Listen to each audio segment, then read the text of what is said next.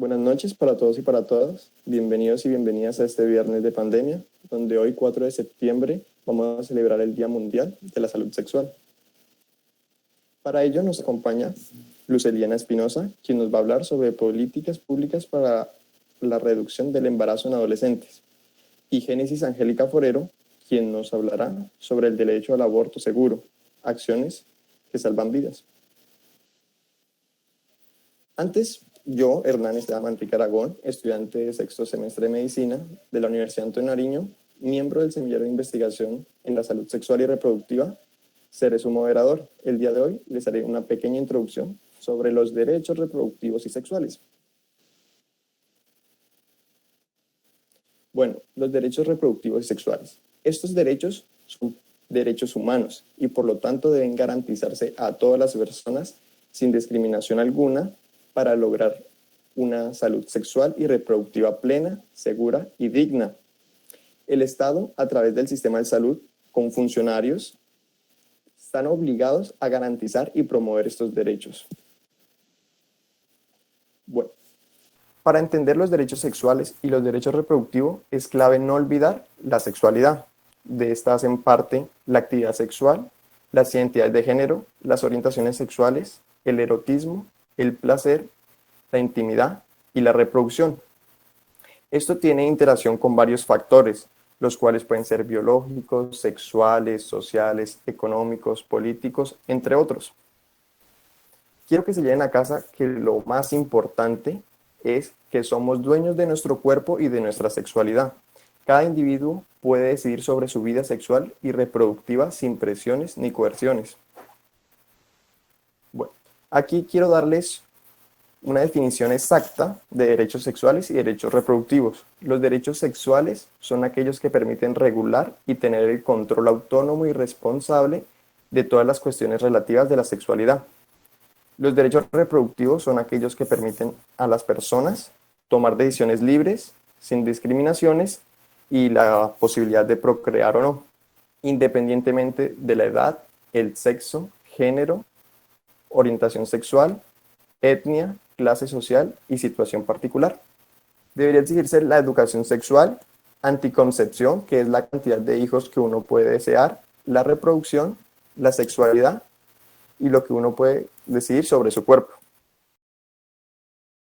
A continuación, les voy a dejar con Luz Eliana Espinosa, que es enfermera de la Universidad Nacional, especialista en promoción de la salud, magíster en desarrollo humano de la Universidad de Colegio Mayor de Cundinamarca, referente técnico distrital para la dimensión de sexualidad, derechos sexuales y derechos reproductivos, quien nos va a hablar sobre avances en la implementación de políticas públicas para la reducción del embarazo en adolescentes.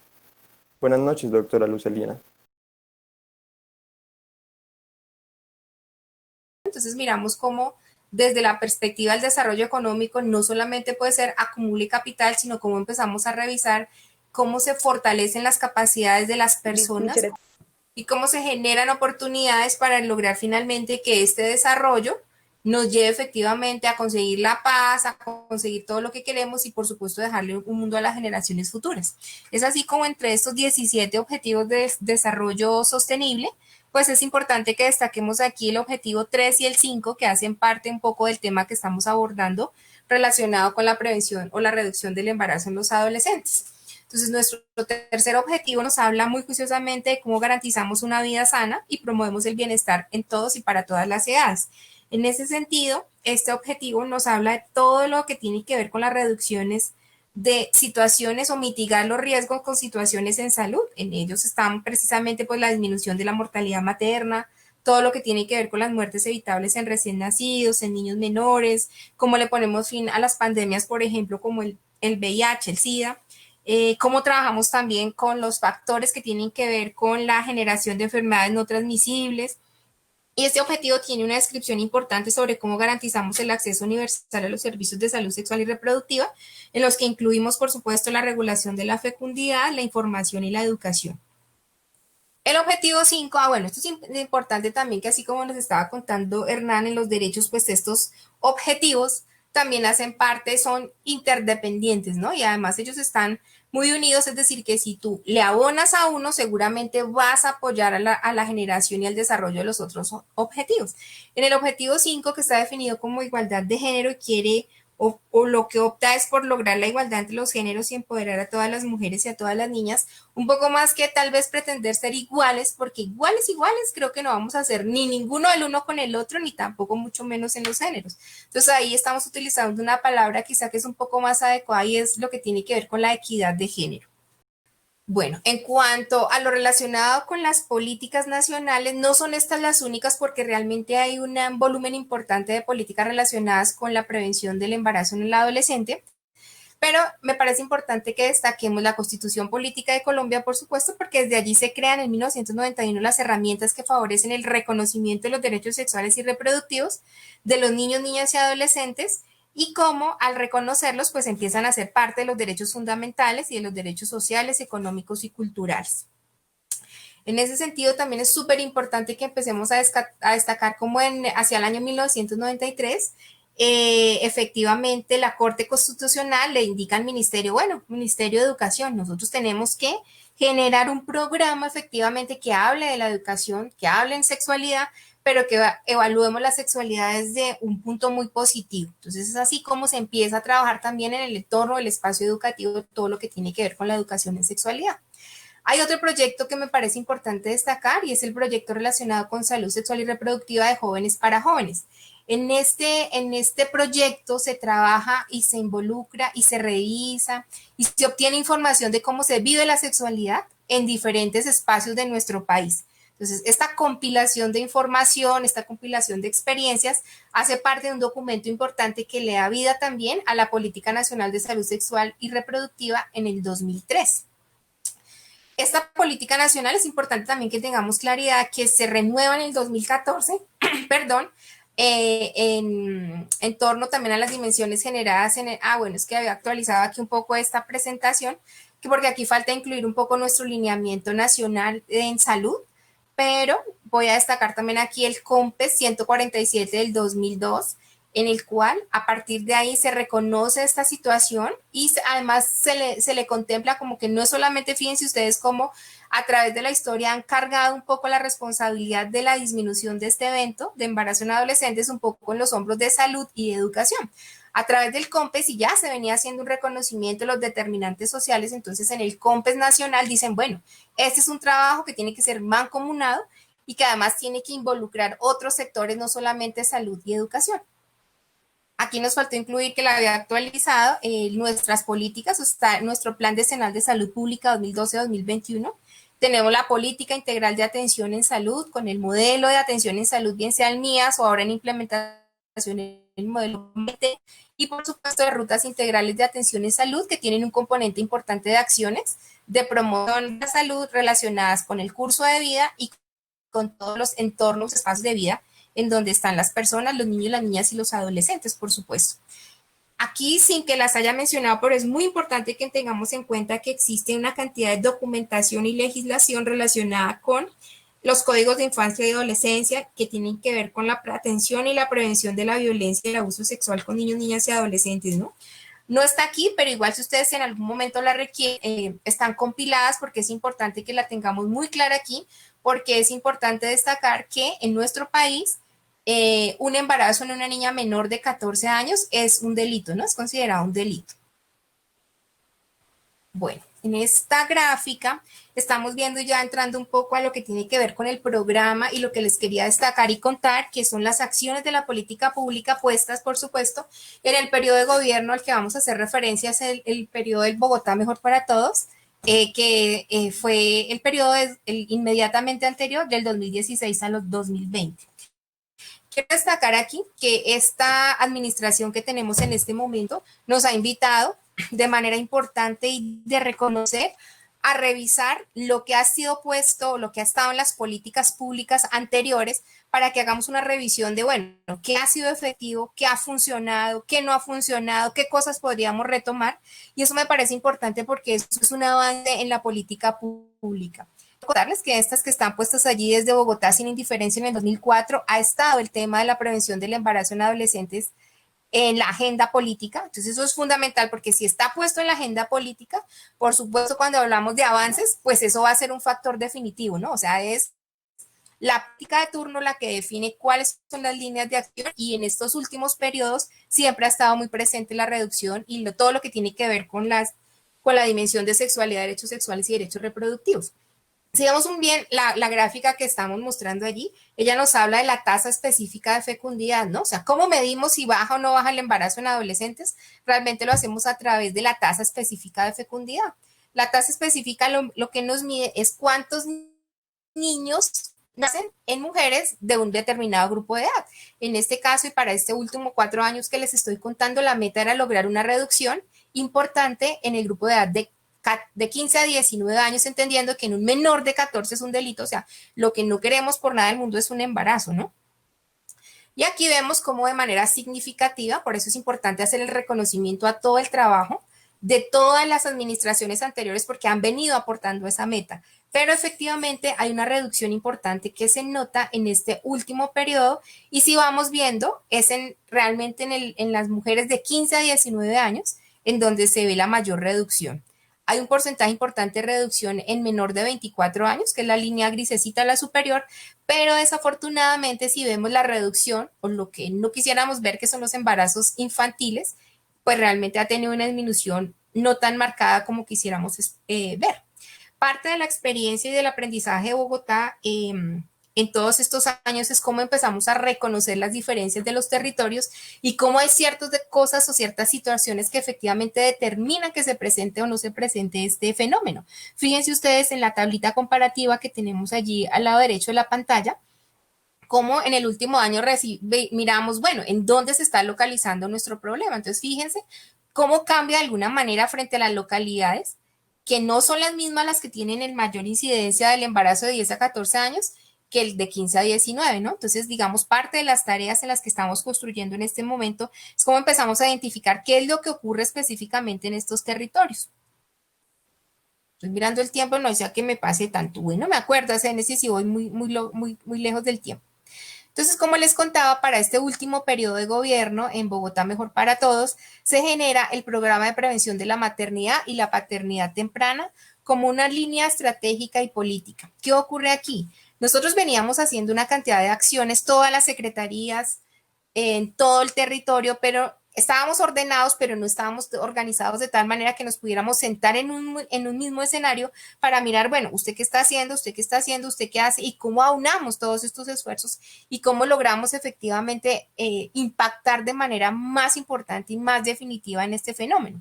Entonces, lo que hace inicialmente o lo que empezamos a hacer en el programa es, bueno, miremos cuáles son las estrategias exitosas en el mundo, qué han hecho y cuáles han sido, digamos, como esos derroteros fuertes que han tenido que ver para que efectivamente se disminuya el embarazo en los adolescentes. Entonces, tomamos inicialmente como línea de base dos estrategias.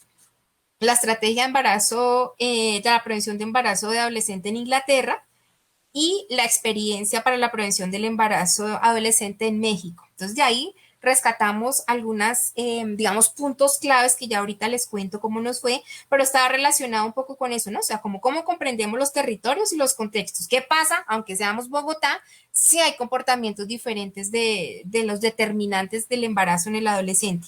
¿Cómo generamos campañas de comunicación que se dirijan no solamente a los jóvenes, sino también a los adultos? Porque parte del aprendizaje ha sido ese, ¿no? O sea, así como Hernán ahorita nos compartía, claro, todos tenemos derechos, todos somos sujetos de derecho, pero en los adolescentes pasa una cosa muy particular y es que son sujetos de derecho, pero están sujetos realmente a lo que quiera hacer el adulto o al mundo que les pinte un adulto. Sí, es un mundo adulto centrado que tenemos y ustedes que ahora son parte de los equipos de salud entenderán efectivamente que nosotros como adultos les queremos pintar un mundo y unos adolescentes que quieren vivir un mundo pues a su medida y a su manera, ¿no?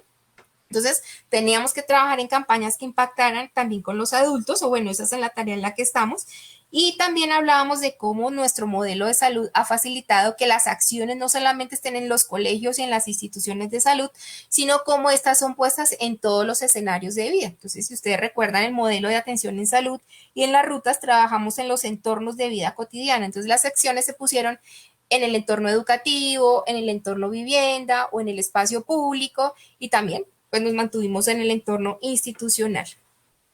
Entonces, parte del cambio, un poco, digamos, de la diferencia que se empieza a marcar a partir de esta última administración, es que no son salud y educación los que lideran esto, porque fíjense que nosotros tenemos unos recursos asignados, entonces educación tiene su recurso, salud tiene su recurso, trabajamos cada uno con lo que tenemos, entonces este gobierno dice, bueno, vamos a hacer diferente esta vez y vamos a hacer que uno le vamos a inyectar mucho más dinero, pero ese dinero no va a ir a salud y educación inicialmente, sino va a ir a integración social. Entonces, este programa lo diera y le diera integración social y desde allí pues se despliegan una cantidad de oportunidades para los adolescentes y los jóvenes. Pero además esta mesa también se sienta la Secretaría de la Mujer que trabaja efectivamente por los derechos de las mujeres, pero también empezamos a trabajar un componente importante que era las nuevas masculinidades, que también tiene un impacto importante porque es la transformación del escenario cultural.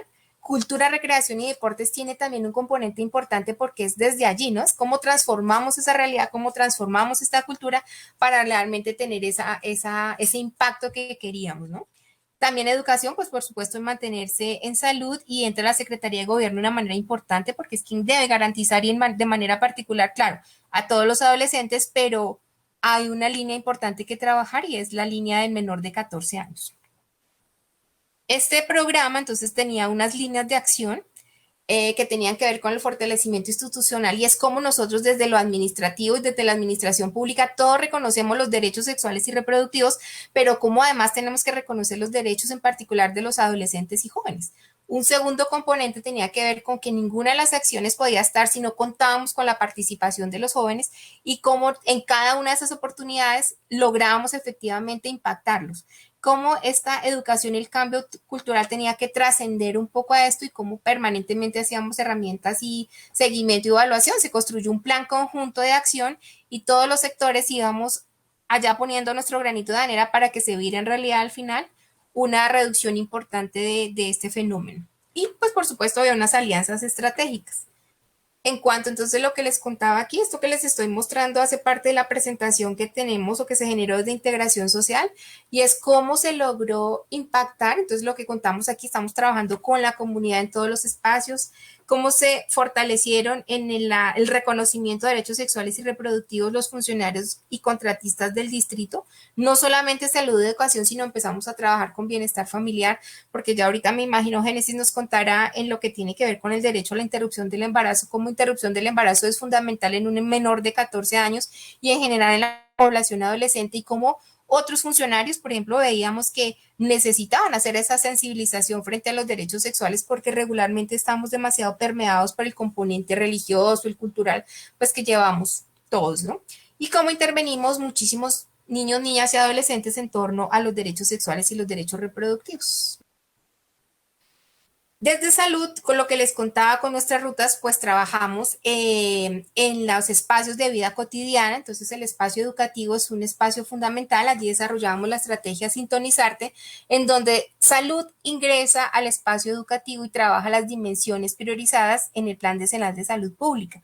Allí teníamos un componente que se llamaba el componente Amarte y trabajábamos sobre todo lo que tiene que ver con hábitos, con autoconocimiento, con la construcción del pensamiento crítico en los más grandes y teníamos la oportunidad también de trabajar con los docentes y con los padres de familia. En el espacio vivienda también trabajábamos, se caracterizaban las familias y donde había adolescentes, si estaban desescolarizados los activábamos en las rutas intersectoriales. Si estaban con intención reproductiva, pues digamos, trabajamos un poco si ellos quieren, porque hace parte de los derechos, en cómo los vinculábamos y hacíamos que se acercaran a las consultas de atención preconcepcional, pero si ellos tenían una vida sexual activa y no querían un embarazo, también los canalizábamos hacia los servicios de salud para que lograran efectivamente el suministro del método anticonceptivo. Dentro de lo institucional, No sé si ustedes conocieron y si no, luego les presento las estrategias experto, que es una estrategia innovadora que se generó para el espacio virtual, ya lo veníamos trabajando hace 2 años, y fue un éxito porque nos permitía que esta página funciona en que tú dejas una pregunta y hay un equipo de expertos que te devuelve una respuesta. Entonces, como yo no identificaba al usuario, era mucho más fácil que los adolescentes y jóvenes y los chicos de los colegios ingresaran. Tuvimos algunas dificultades con los padres de familia y todo porque vuelve a lo mismo, ¿no? O sea, el mundo adulto centrado no quiere que hablemos de ciertas temáticas.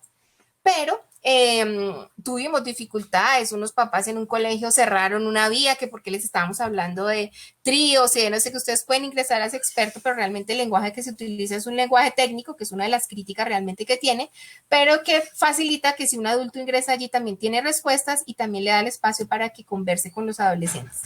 Logramos que 14 unidades públicas se vincularan a través de la plataforma Sexperta y lográbamos que sencillamente con entrar a Sexperto, si querían una cita, se direccionaran a estas 14 unidades de servicios de salud.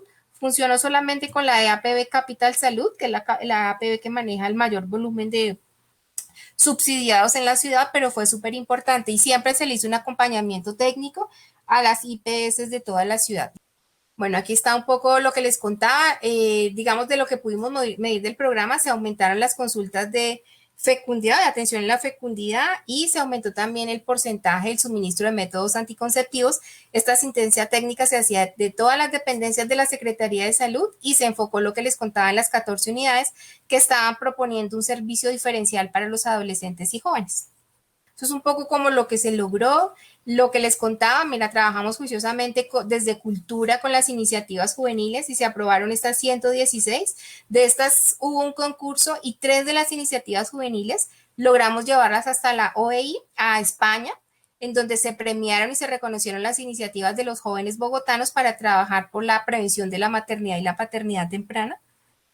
Bueno, mira, otro de las estrategias importantes que aprendimos de Inglaterra y de México tenía que ver con los mensajes y con la comunicación. Estos son parte de los eucules que estuvieron colocados en los paraderos del CID, que hablaban un poco de invitándolos a reconocer a Sexperto, a entrar allí. Sexperto también tiene unas experiencias muy bonitas, pues que hay unas preguntas y hay unas puntuales y siempre se pone el ranking de las 5 y si uno va a ver las preguntas siguen siendo las mismas de siempre, ¿no? Ustedes que estarán trabajando ahora con salud sexual y con adolescentes van a encontrar que el mito de bañarse después de tener la relación sexual, que si utilizamos la Coca-Cola con la aspirina y uno viene y les pregunta por qué todavía siguen en eso si hay tanto acceso a la información. Entonces fíjense que eso tiene que ver un poco con que es más fácil acceder a una Coca-Cola con aspirina que la compro en la esquina, a un método de anticoncepción que a veces lo tenemos que mediar con una cita, con que el horario no les funciona. Entonces todos estos son finalmente retos todavía que tenemos para seguir trabajando. Aquí está lo que les contaba, como nos sentamos en la misma mesa, la Secretaría de Educación tenía una estrategia que se llama Félix y Susana, y entonces donde Félix y Susana trabajan con los niños más chiquitos. Entonces lo que empezamos a hacer es, bueno, usted tiene estos colegios, a ver qué colegios trabaja entonces la Secretaría de Salud y logramos una mayor cobertura. Entonces nosotros trabajábamos, como les conté, la estrategia Sintonizarte y en los otros colegios se trabajaba la estrategia Félix y Susana. Logramos fortalecer el proyecto educativo para la sexualidad y la convivencia con los chicos de bachillerato. Ellos hicieron parte, es más, de ellos hay una iniciativa que ha generado unos acuerdos distritales. Hoy Sexperto, una plataforma digital, hace parte de lo que se ha venido trabajando con jóvenes y cómo los jóvenes fomentan, presentan al Consejo de Bogotá una propuesta de acuerdo y es siempre mantengan una estrategia como Sexperto que nos permite estar hablando con expertos y no estar como tan dependientes de esa cita, de eso que no nos dan y además garantícenos las citas. Entonces los chicos lograron eso también, que eso es una cosa súper importante que destacar. Estos son unos videitos que hay de cómo funciona Sexperto y cómo nos integramos en el programa. Con respecto a las metas propuestas para ese periodo, pues efectivamente, y como les conté, una reducción histórica de los nacimientos en los jóvenes de 15 a 19 años, en las mujeres. Estaba planeada una reducción del casi el 6, se logra una reducción casi del 40%, que es fundamental. Había otra meta que aunque no estaba ahí, trabajaba por ella, y era subir o aumentar en 2 años la mediana edad de las mujeres al nacimiento de su primer hijo. Es decir, que lo que se buscaba es que ojalá en Bogotá las mujeres tengan los hijos más allá de los 24 años, que igual no es que queramos interferir, ni mucho menos en el ejercicio libre de los derechos sexuales. Eso es lo que quizás si logramos aportar más acciones, que cuando esa decisión fuera tomada ya estuvieran mucho más grandes y ya tuvieran los proyectos de vida como mucho más consolidados, pero efectivamente lo logramos. Entonces el acceso a los métodos y todas las intervenciones que les estoy contando tuvieron un impacto importante y lograron que esa mediana se aumentara de 22 y logramos que en el 2019 estuvieran 24 años. Con respecto a la prevención del embarazo infantil, lo que les contaba, pues es una meta ética que sí tuvo una reducción, como les conté y les mostré, pero no tiene un impacto tan grande como quisiéramos, si es que no quisiéramos que hubiera ninguna niña embarazada. Foto de este proyecto, de este programa, pues quedaron unos retos y es lo que les contaba. O sea, tenemos y los invito a que ustedes si tienen ideas, si se les ha ocurrido algo, nos ayuden en esta construcción porque estamos justamente en ello, ¿no? Tenemos ya unos presupuestos asignados, ya está el plan de desarrollo distrital, ya les cuento, en donde por fortuna siguen en primera línea esta meta, pero nos invitan a trabajar, igual ya les cuento, vamos a trabajar también por la prevención del embarazo subsiguiente, que tiene un componente importante en salud, pues porque después de un evento obstétrico, la idea es que está puesto en las rutas, es que una mujer después de este evento efectivamente salga con su método de regulación de la fecundidad y ojalá sea un método de larga duración, porque se va a tener que ver efectivamente con que no haya un subsiguiente. Hoy en día, si revisamos las bases, vamos a encontrar que una mujer de 19 años ya puede tener su cuarto embarazo, ¿no? Tenemos que trabajar juiciosamente con la población migrante, trabajar por la prevención del abuso sexual y más ahora que estamos en esta situación de confinamiento, seguir trabajando en la creación y el fortalecimiento de metodologías virtuales, porque en última la pandemia nos ha obligado, pero ya habíamos identificado que el espacio virtual es un espacio fundamental para el trabajo con adolescentes y jóvenes, cómo involucramos agentes de cambio social o los promotores sociales que ahora no estaban tan puestos allí, pero que son necesarios, pero que en este momento, en este plan de gobierno, ya tenemos unos agentes cuidadores, se llaman, ellos están en el programa de cuidado porque Bogotá debe ser una ciudad cuidadora. Esto sigue siendo pues los retos, cómo fortalecemos el enfoque diferencial y cómo hacemos y cómo comprendemos y cómo nos situamos desde un poco más desde el lenguaje del adolescente y desde el derecho del adolescente y no el mundo que soñamos los adultos, cómo favorecemos la participación de los jóvenes, cómo seguimos aportando en el seguimiento a reporte de indicadores en anticoncepción y cómo garantizamos desde salud efectivamente ese suministro de los métodos anticonceptivos y cómo priorizamos los métodos de larga duración. Fíjense que tenemos un equipo que hace seguimiento también telefónico a las niñas y adolescentes embarazadas y resulta que el 50% de ellas estaban utilizando un método de planificación. Pues cuando le preguntamos, bueno, entonces, ¿cuál era? Pues estaban utilizando un método como una píldora, como un inyectable, que al no ser de larga duración, pues tiene mayor riesgo de que se les olvide, tiene mayor riesgo de que no se les entregue sino cada determinado tiempo, que tienen que ir a renovar las fórmulas. Entonces, aquí tenemos que trabajar fuertemente desde salud por lograr que sean los métodos de larga duración los que se suministran a los adolescentes. No sé, cuando les conté que lo que medimos es el número de nacimientos, realmente por ahí estamos midiendo el embarazo, o sea, no estamos midiendo el embarazo, estamos midiendo el número de nacimientos, por eso se hace un reto de alguna manera que tengamos unas cifras más claras, ya ahorita Génesis nos contará un poco más de cómo funciona esto con este derecho que es la interrupción voluntaria y cómo fortalecemos efectivamente el seguimiento de los casos de menores de lo intersectorial y sobre todo para restablecer la actividad en estas niñas. Bueno, entonces en este plan de desarrollo lo que les contaba es que se mantiene en que en este nuevo contrato social lo que efectivamente queremos es tener un modelo de salud que tenga todo el enfoque y en este diferencial incluye por supuesto nuestros adolescentes y que además, así como estaba montado el programa, o sea, vamos a continuarlo, lo vamos a fortalecer. En este momento el programa lo está liderando también por decisión del gobierno, integración social, pero nosotros salud también, o sea, somos coequiperos los dos, estamos ahí en esa línea porque salud es fundamental en este proceso. Bueno, sí, aquí están las metas que les contaba, entonces incluimos específicamente no como una meta ética, sino efectivamente vamos a trabajar y tenemos que mostrar que se disminuye el embarazo en menor de 14 años, vamos a mantener y a continuar la misma política de la reducción del embarazo en las mujeres de 15 a 19 años y por supuesto vamos a empezar a hacer visible esta problemática del embarazo subsiguiente y a efectivamente contabilizar y contar cómo estamos impactando para que pues, las niñas no tengan tantos embarazos y pues tan a menudo, ¿no? Los subsiguientes. Yo creo que ya, listo. Muchas gracias. Los invito a soñar, esto es posible, se lograron muchas cosas, sí tenemos avances que mostrar, de hecho Bogotá es una de las ciudades que es modelo, en esta presentación la hizo Integración Social efectivamente al Ministerio para todas las entidades territoriales, porque finalmente logramos trabajar en conjunto, aunar esfuerzos y tener resultados importantes frente a esta situación. Muchísimas gracias. Muchas gracias, doctora Eliana.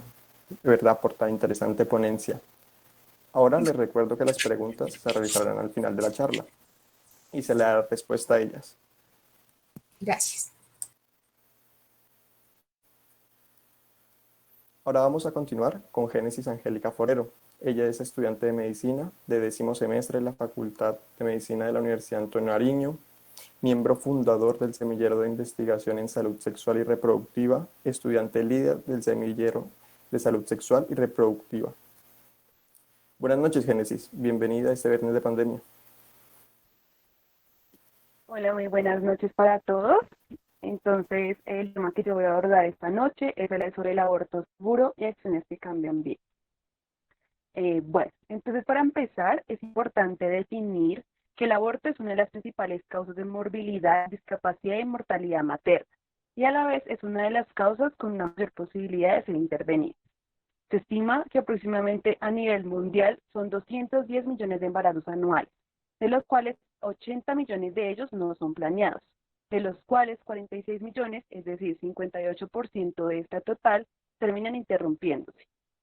De ese 58%, 19 millones se producen en países donde el aborto aún no es legal. Por lo tanto, esto nos lleva a que las mujeres recurran a prácticas de abortos inseguros que ponen en riesgo tanto su vida como su salud. El aborto inseguro se define como aquel que se produce por un proveedor del servicio que carece de capacitación y que utiliza técnicas peligrosas. El aborto inseguro puede ser inducido por la misma mujer, por una persona sin entrenamiento médico o incluso por un profesional de la salud que lo haga en condiciones insalubres. Si las mujeres acceden a información completa, como nos mencionaba la doctora Eliana, donde se les pueda abarcar toda la información completa, veraz y oportuna, sobre todo los servicios disponibles de anticoncepción moderna, incluidos los anticonceptivos de emergencia, de prevención y detección de violencia de género y la prevención de embarazos no planeados y no deseados, los costos que incorporan la atención de un aborto sin riesgos a los servicios sanitarios y bajos respecto a los costos que recaen en el sistema de salud, las complicaciones de tratar un aborto inseguro pues son mucho más costosas. Por lo tanto, pues proveerles este servicio a las mujeres puede impactar tanto en morbilidad como en mortalidad, al mismo tiempo como en la economía del país. Globalmente, alrededor del 13% de todas las muertes maternas se dan complicaciones por abortos inseguros. Según la OMS, esta cantidad representa 47.000 muertes al año, de las cuales 1.120 ocurren en América Latina y el Caribe, de las cuales 70 se producen en Colombia. Estos datos y estadísticas presentan un sesgo, ya que la mortalidad materna por un aborto inseguro no está tan bien notificada como otras causas de mortalidad materna, como son los trastornos hipertensivos o la hemorragia postparto. Entonces, digamos que a pesar de que no está bien documentado, pues 70 muertes al año por un aborto inseguro en un país donde la interrupción voluntaria del embarazo es legal, pues son cifras que no son aceptables. En Colombia, a pesar de los avances en los accesos a los métodos anticonceptivos modernos, la proporción de embarazos no planeados sigue siendo aún preocupante. La razón asciende hasta 67% de todos los embarazos que suceden, de los cuales 52.2% terminan en nacimiento, con una mayor concentración en mujeres menos favorecidas, sobre todo las que son con bajos niveles socioeconómicos o los que provienen de zonas rurales o de baja escolaridad. Por esta razón, justamente la interrupción voluntaria del embarazo es el más reciente derecho reproductivo reconocido reconocido como fundamental por el ordenamiento jurídico colombiano. Entonces, ¿qué es la interrupción voluntaria del embarazo? Como la conocemos, IVE. Es un derecho fundamental de las niñas y mujeres, el cual fue reconocido como tal por la Corte Constitucional Colombiana mediante la sentencia C-355 de 2016 en tres circunstancias. La primera, cuando la continuación del embarazo constituye un peligro para la vida y la salud de la mujer certificada por un médico, entendiéndose como salud, según la OMS, como un estado completo de bienestar tanto físico, mental y social, y no solamente la ausencia de una afección o enfermedad. La segunda causal o la segunda circunstancia la vamos a tener cuando exista una grave malformación del feto que haga inviable su vida extraútero, que también pues debe ser certificada por un médico. De la tercera circunstancia o en la tercera causal, como se le llama dentro de la sentencia, es cuando el embarazo se trata de una conducta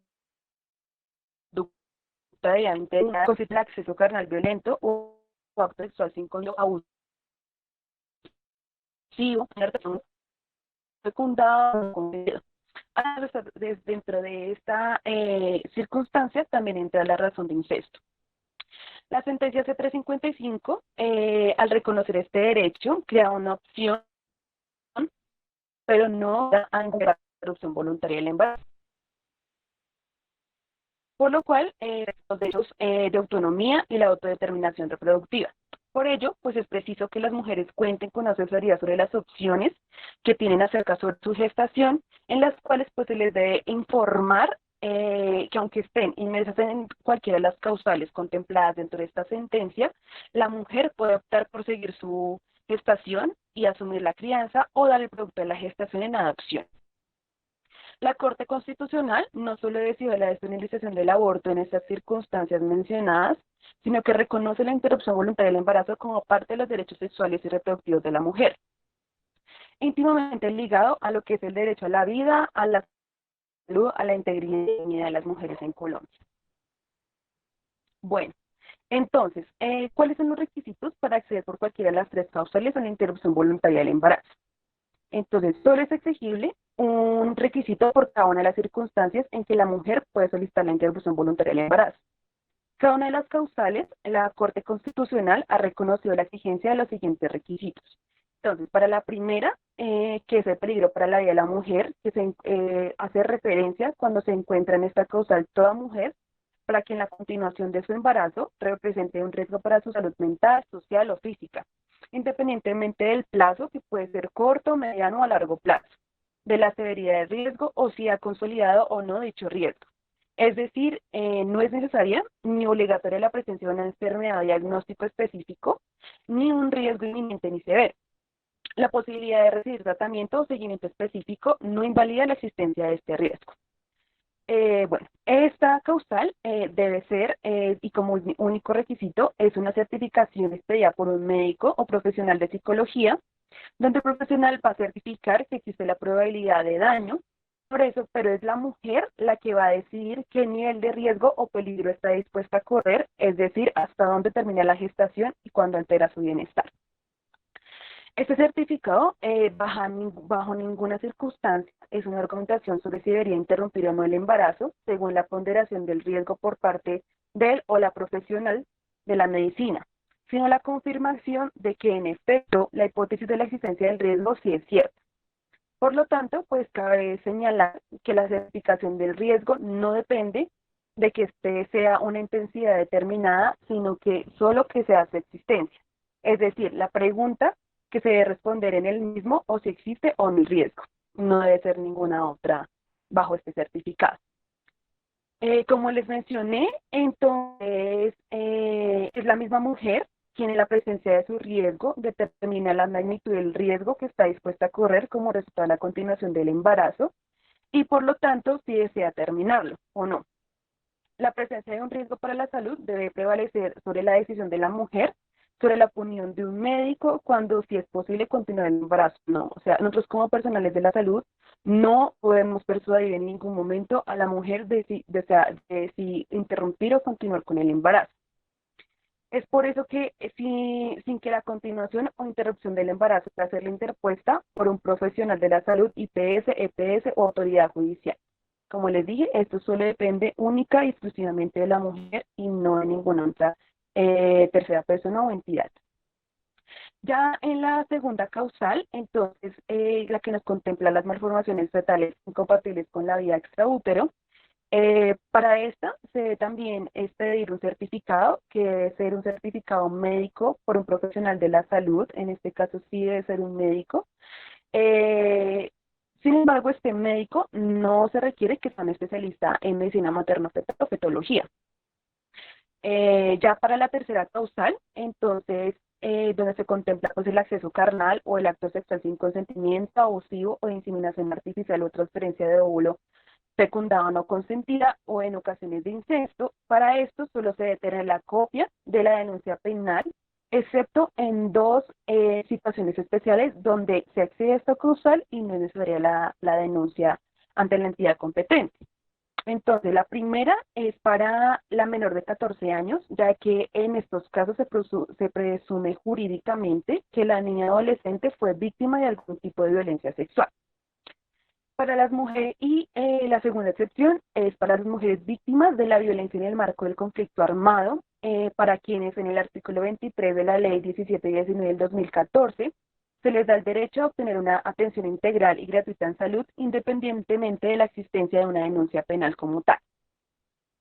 Debe partirse de la buena fe y responsabilidad de la mujer que denuncia tal hecho y por tanto no es procedente por parte del sistema de salud exigirle que se compruebe el hecho a satisfacción de un juez, ni que se le demuestre la veracidad ni la coherencia temporal de los mismos respecto a la edad gestacional. El papel de verificación es absolutamente judicial y en ningún momento debe ser un argumento para obstaculizarle la prestación de servicio de la interrupción voluntaria del embarazo y mucho menos servir como fundamento para la objeción de conciencia. Ya más adelante vamos a ver qué es la objeción de conciencia y cuáles son los requisitos para aplicar a esta. Bueno, toda mujer debe recibir por parte del sistema de salud información completa sobre la sentencia C355 de 2006 y sus alcances de tal manera que conozca todos sus derechos y y que se le haga saber que esto no es obligatorio cumplimiento en caso de que la paciente pues desee continuar con la gestación a pesar del riesgo. Todas las mujeres deben poder contar con la información suficiente, amplia y adecuada que les permita ejercer a cabalidad y en libertad sus derechos sexuales y reproductivos, lo que incluye el derecho a estar plenamente enterada al respecto de lo dispuesto en la sentencia C355. Las exigencias, entonces, lo que les acabo de mencionar son las exigencias únicas contempladas dentro de la sentencia. Todo lo que se exija más allá, como juntas quirúrgicas, como consentimientos, como que la entidad competente en caso de abuso sexual también de su consentimiento, o que la decisión dependa del médico o del juez, se va a categorizar como prácticas prohibidas y estos son barreras que son penalizadas, o sea que no por bajo ninguna circunstancia se le va a exigir más de lo que expresa la sentencia. Además, la interrupción voluntaria del embarazo debe programarse dentro de un plazo razonable. Dentro de la sentencia se dice que son 5 días desde la consulta médica inicial, que la vamos a ver al final de esta charla a través del algoritmo de atención para la interrupción voluntaria del embarazo, en las cuales pues tanto la EPS como la IPS debe darle respuesta a la materna en respecto al acceso a la interrupción voluntaria del embarazo, evitando así barreras o dilataciones que puedan ampliar el tiempo de espera de la materna.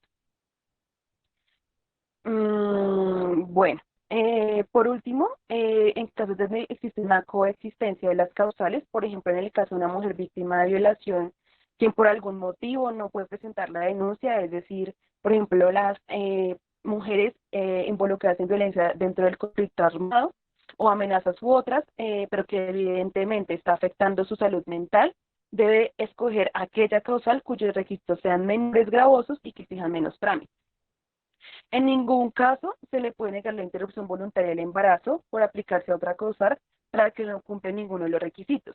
Entonces, en caso de que, por ejemplo, en malformación fetal, que no sea incompatible con la vida, o en caso de que una mujer alegue violencia sexual pero que no tenga la denuncia, en cualquiera de esas dos opciones se debe pasar por causal salud, alegando que el hecho de que ese embarazo se haya producido dentro de esas circunstancias está afectando su salud tanto física como mental y eso es un riesgo para la salud de la materna. Entonces, mediante esa causal, la mujer va a poder acceder a la interrupción voluntaria del embarazo.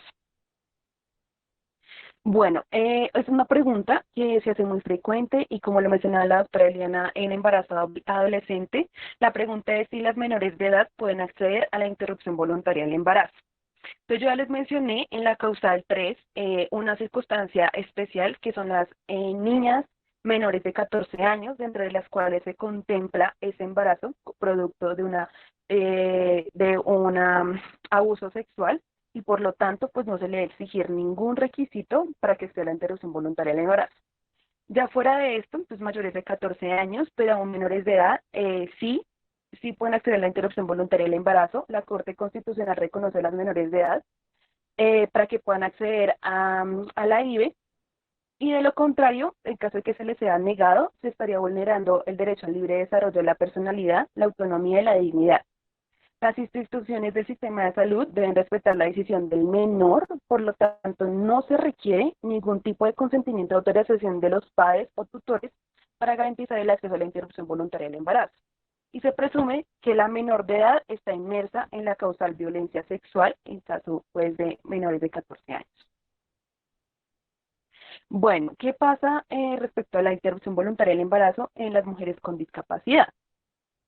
Entonces, la pregunta es si pueden acceder o no y si requieren consentimiento. Entonces, igual que las menores de edad, la Corte Constitucional también reconoce a las mujeres con discapacidad para que puedan acceder a la interrupción voluntaria del embarazo en igualdad de condiciones a todas las demás. Entonces, estos pacientes no son especiales, no requerirán un proceso adicional ni ninguna otra conducta que pueda dilatar el tiempo de espera para la interrupción voluntaria del embarazo, sino que se le debe ofrecer el mismo protocolo que a otra mujer. Además de eso, para los casos de violencia sexual en este tipo de población, la Corte ha establecido que no se deben imponer requisitos adicionales a la solicitud y copia de la denuncia. Debe garantizarse que la atención y la asesoría que se preste a a estas mujeres con discapacidad, disponga de todos los ajustes razonables y apoyos requeridos para que ella pueda conocer, para que nosotros y ella pueda conocer plenamente su voluntad, independientemente del concepto de ya sea padres, tutores o de cualquier otra persona que actúe su nombre. Asimismo, las mujeres con discapacidad no es exigible la presentación de una interdicción, por interdicciones que ya está incapacitada para tomar decisiones propias, ya que dicho requisito se puede contribuir a una carga desproporcionada que puede dilatar la prestación del servicio a esta población, y que evidentemente ha sido víctima de abuso sexual, pues porque una persona declarada interdicta pues no pudo haber dado su consentimiento para una relación sexual. A lo que me refiero en que se les use los ajustes razonables y los apoyos requeridos es que, por ejemplo, una persona sordomuda pues tiene que tener el traductor donde él le pueda explicar correctamente cuáles son sus derechos y cómo es el procedimiento que se le va a realizar en caso de que ya se decida por la interrupción voluntaria del embarazo. Bueno, en cuanto a la objeción de conciencia, es un término ampliamente escuchado en este tema de la interrupción voluntaria del embarazo y el aborto. Entonces, ¿qué es la objeción de conciencia y cuáles son los requisitos para ser objetores de conciencia? Entonces, la objeción de conciencia supone la presencia de una discrepancia entre la norma jurídica, en este caso la sentencia de 355, y alguna norma moral que guía la vida de la persona que se declara objetor de conciencia. Se presenta cuando el cumplimiento de la normativa vigente exige por parte de las personas obligadas a cumplirlo un comportamiento que su conciencia lo prohíbe.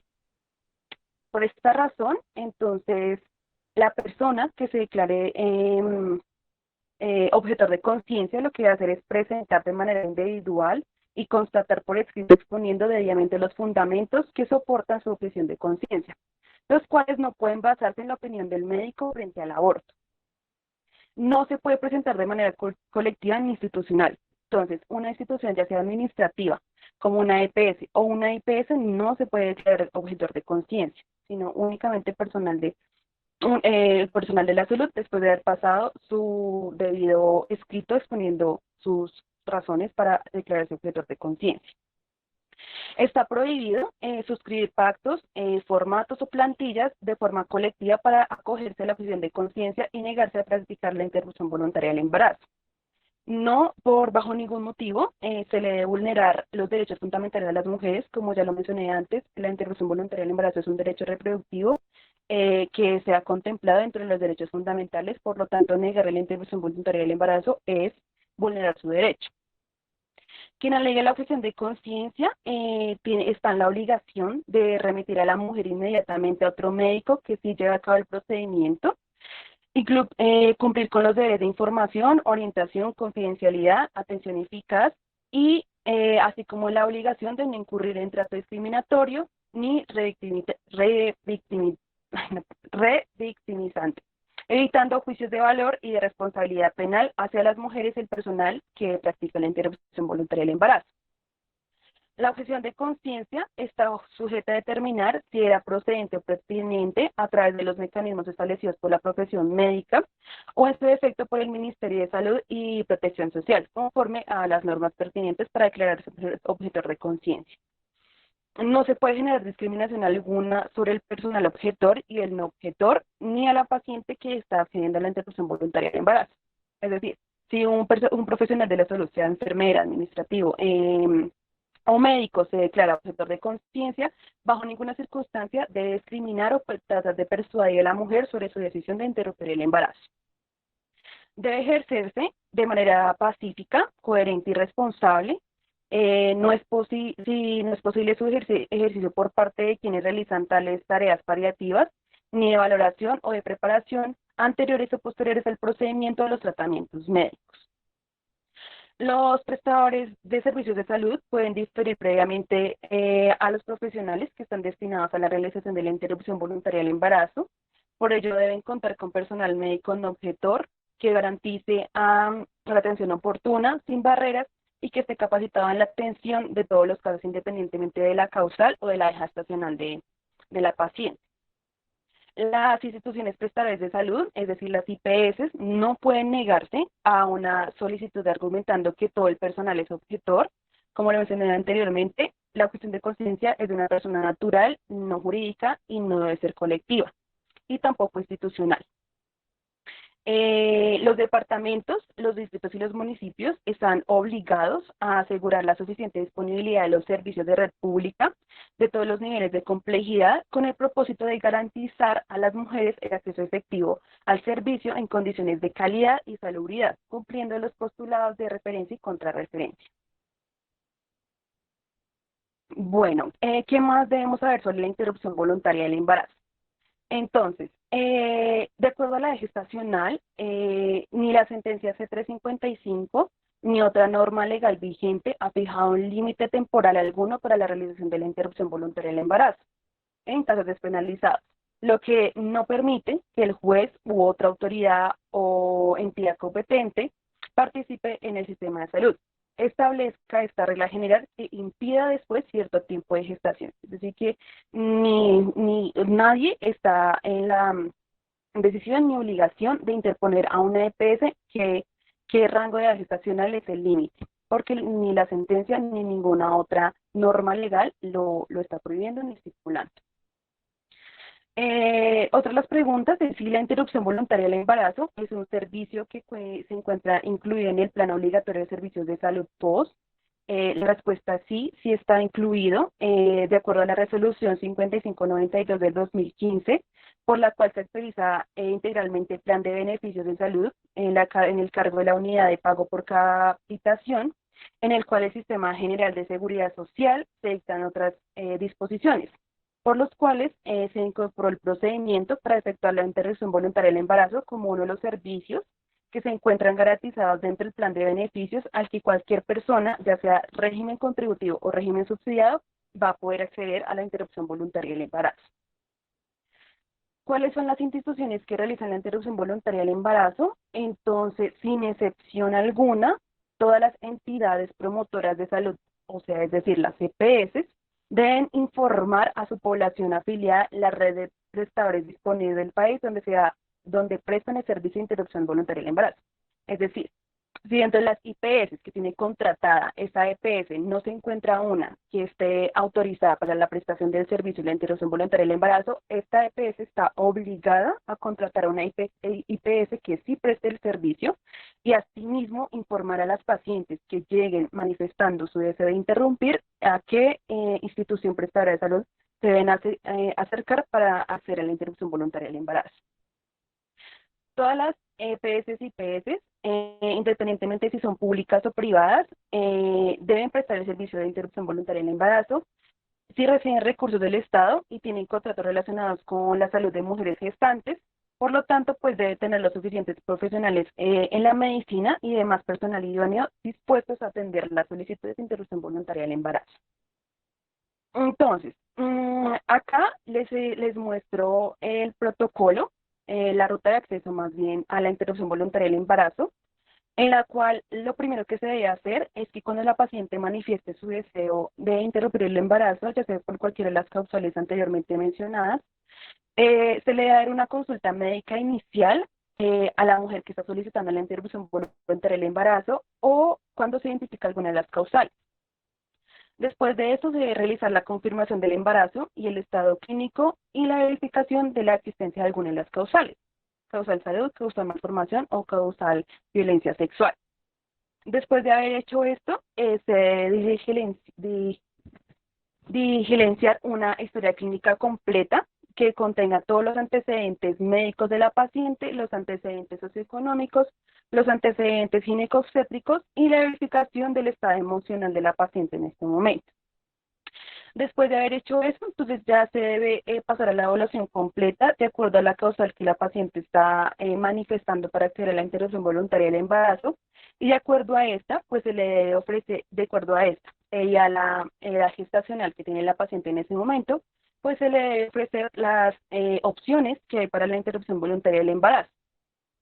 Después de haber explicado todo el procedimiento de la interrupción, también se le deben explicar, como lo mencioné, las otras dos formas de terminar con este proceso. Entonces, ya sea dar el producto de la gestación en adopción o que continúe con la gestación hasta el final.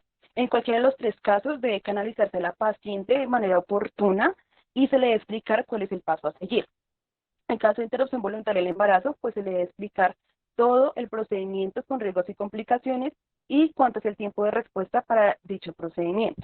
En caso de que la paciente se decida por dar el producto de la gestación en adopción, se debe canalizar con las entidades competentes que la puedan ayudar con este proceso de dar bebé en adopción, o en caso de que la paciente desee continuar con la gestación y asumir la maternidad, se debe canalizar al inicio del control prenatal. Listo, muchas gracias. Muchas gracias, Génesis, por esa información. De verdad que ahora seguimos con las preguntas, ya finalizando las dos ponencias.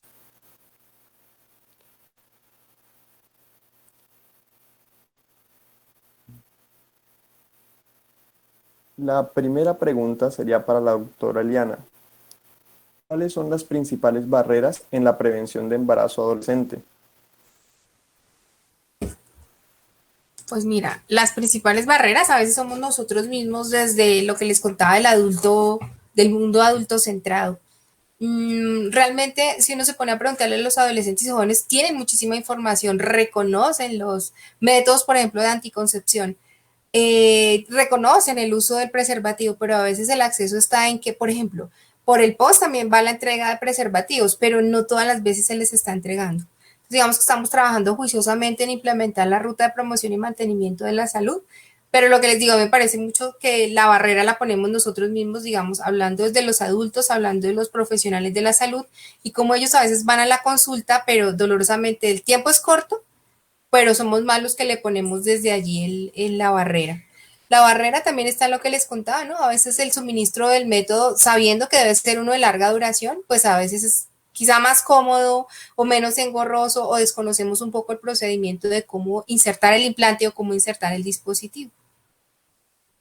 Pero son esas, ¿no? Bueno, también tienen que ver con lo administrativo, ¿no? O sea, si un adolescente estudia en la mañana y además tiene que superar que el papá o la mamá se enteren que está utilizando, por ejemplo, un método de anticoncepción, entonces las citas también tenemos que hacer que sean mucho más asequibles, ¿no? Por auditoría y por todo lo que tiene que ver de la calidad, pues no podemos llevarle los métodos a los colegios porque no, digamos, no está permitido, pero ojalá lográramos llegar a hacer la consulta ya y de una vez definir en esos escenarios en donde están ellos, de una vez superar todas las barreras.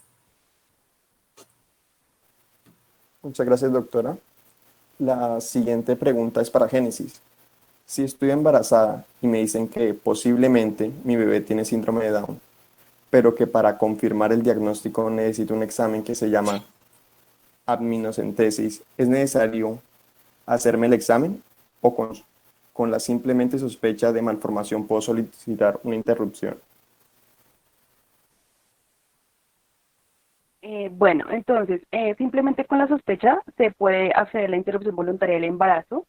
Sin embargo, no se podría pasar por la causal 2, es decir, por la causal malformación, porque como hemos visto, pues el Down no es incompatible con la vida. Es más, son poquitas las causas de malformación fetal incompatible. Sin embargo, la paciente sí puede acceder a la interrupción voluntaria del embarazo, pero en este caso sería por causal salud, porque el hecho de que la madre sepa que su hijo va a venir con una discapacidad como el síndrome de Down y que no se sabe aún las condiciones en la vida extrauterina, pues eso está perturbando su salud mental. Entonces, por esa razón, accedería a la interrupción voluntaria del embarazo, pero por causal salud y no por causal malformación. Muchas gracias. La siguiente también es para Génesis. Si una mujer tiene 26 semanas de embarazo y manifiesta que ha sido víctima de abuso sexual, pero no quiere denunciar porque el abusador es familiar y convive con ella, ¿se le debe exigir la denuncia? Bueno, entonces como lo manifestaba durante la presentación, entonces, y como también con el ejemplo anterior, en este caso, si la mujer no denuncia, pues digamos que no la podríamos pasar como causal 3, o sea, es decir, por causal violencia sexual, porque no tenemos pues la denuncia que nos exige la norma. Sin embargo, pues como lo manifesté con el ejemplo anterior, esta mujer sí puede hacer la interrupción voluntaria del embarazo, pero en este caso sería causal salud también, nuevamente, causal salud, por la cual el hecho de saber que producto de la concepción fue una relación sexual no consentida, es decir, una violación, está perturbando tanto su salud física como mental. Pues por esta razón sería la interrupción voluntaria del embarazo. Nosotros como personal médico no podemos poner que es una causal 3, sino lo pondríamos como causal 1. Muchas gracias. Y la última sería, a las venezolanas también las cobija la sentencia C-355. Sí, les cobija la sentencia C355, pero necesitamos que estén afiliadas, ya sea a un régimen contributivo o un régimen subsidiado, para poderles ofrecer la interrupción voluntaria del embarazo totalmente gratuita. Listo. Entonces, no hay más preguntas. Entonces, gracias por acompañarnos este viernes de pandemia. Los esperamos el viernes 18 de septiembre que vamos a hablar sobre el protocolo de atención a víctimas de violencia sexual. Gracias a la doctora, a Génesis, a los presentes, a sus ponencias. Gracias por acompañarnos. Buenas noches a todos y a todas. Muchas gracias y muy buenas noches. Buenas noches.